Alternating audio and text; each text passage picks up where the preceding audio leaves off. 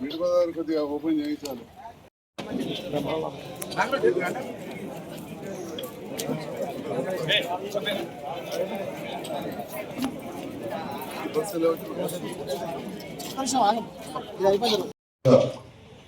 గ్రామానికి వచ్చిన అభ్యుదయ రైతులందరికీ పాత్రికేయ మిత్రులకు నమస్కారం.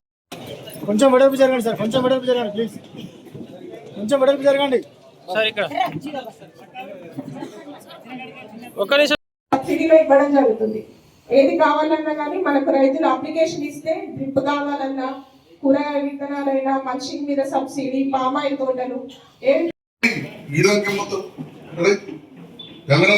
విషయంలో అర్బన్ తహసీల్దార్కి ఎప్పుడు చెక్ వచ్చిందో చూడు. కళ్యాణ లక్ష్మి చెక్ మన దోమల రాజకుమార్ వచ్చాడు సెంట్రీ గంగరాజు అమ్మా ఏడీఏ గారు ఉంటారు కదా,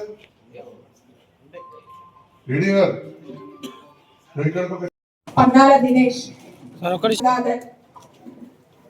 సార్, ఇక్కడ కొమ్ముల రాజ్ కుమార్, కొమ్ముల రాజశేఖర్, నాగులపల్లి స్వామిరెడ్డి,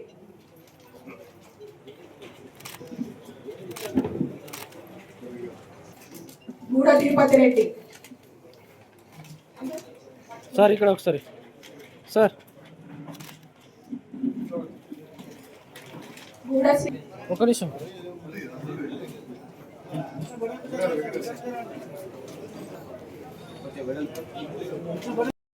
బిల్డింగ్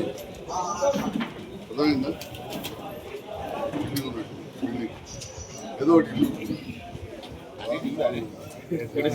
మార్కెట్ ఖర్చు 500 రూపాయలు అనేది మనం రైతులకు ఉచితంగా ఇవ్వడం జరుగుతుంది.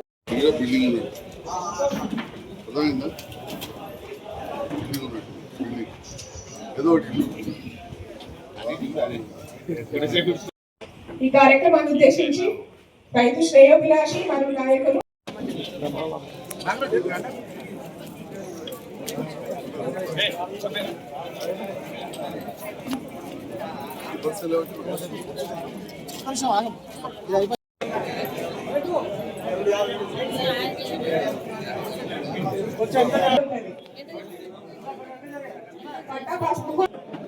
అన్న ఇక్కడ చూడండి అందరు. Okay sir.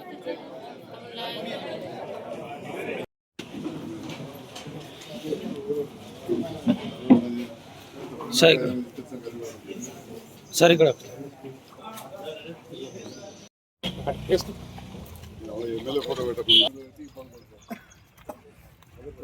కొంచెం వెనకాల జరగండి, రోడ్డు మీద వాళ్ళు కొంచెం జరగండి.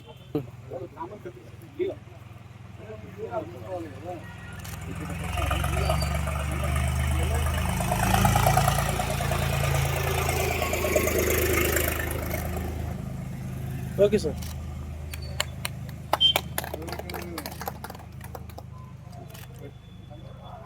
సిద్దిపేట దగ్గర నార్మెంట్లో పెద్దలు గంగారెడ్డి గారు, మన ఆత్మ చైర్మన్ వారు, మాజీ ఎంపీపీ కూడా ఆ చిన్ననాటి నుంచి కూడా పరిచయం.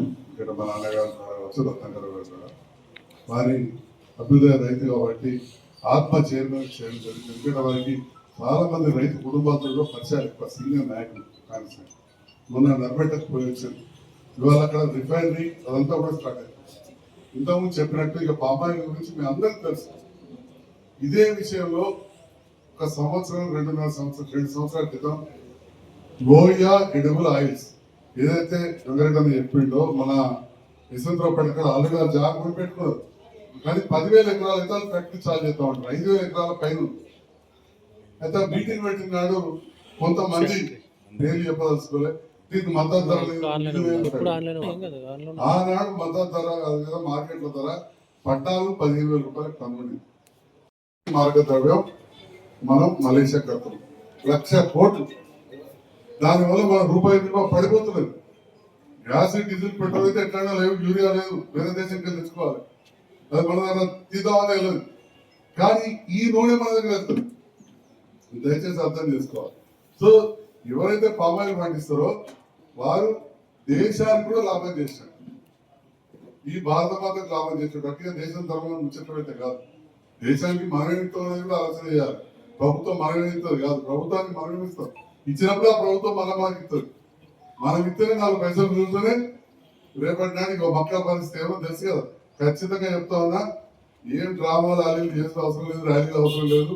ఈడవ అడిషనల్ కలెక్టర్ కాగితం ఇస్తే రాదు. ఆల్రెడీ ముఖ్యమంత్రి గారు నిర్ణయం తీసుకున్నారు, 5,000 కోట్లు పెట్టాలి. వ్యవసాయ శాఖ మంత్రి గారు మొన్న రాత్రి కూడా ఒక ఫంక్షన్ లో కలిసినప్పుడు నేను తొట్ల ఇన్ఛార్జ్ రత్నాకర్ నర్సింగ్ కలిస్తే 100% చేస్తున్నాం, మక్కలు కొంటున్నాం అని చెప్పి మీ అందరూ కూడా